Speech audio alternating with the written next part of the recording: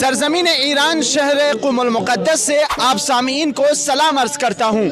آج کا سوال یہ ہے کہ میدان میں آنے کا مقصد کیا ہے؟ ہم میدان میں اس لیے آئے ہیں تاکہ دنیا کے مستکبر اور ظالمین کے سامنے سر نہ جھکائیں، سچ کے ساتھ کھڑے ہو سکے۔ ہم میدان میں اس لیے آئے ہیں تاکہ پھر سے کوئی 3 سال کی میلینا اپنے باپ کے ہاتھوں میں دم نہ توڑے۔ ہم میدان میں اس لیے آئے ہیں تاکہ غزہ اور لبنان کے مظلوموں کی حمایت کر سکیں۔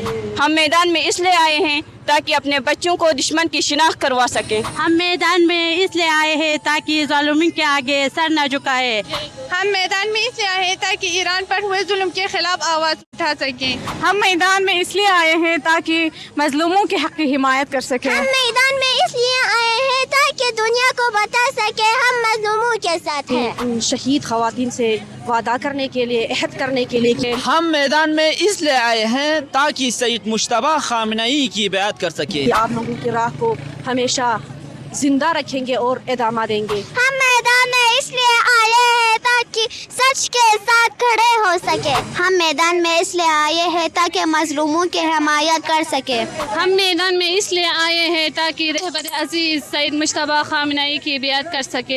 ہم میدان میں اس لیے آئے ہیں تاکہ امام حسین علیہ السلام کی طرح ظلم کے خلاف کھڑے ہو سکے۔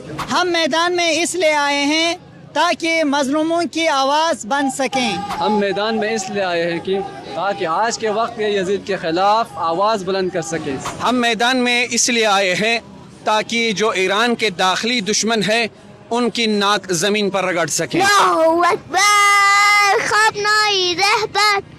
مار بار اسرائیل، مار بار امریکہ، ہیہات من الذلہ۔ لبیک یا حسین، مار بار امریکہ، لبیک یا خامنئی۔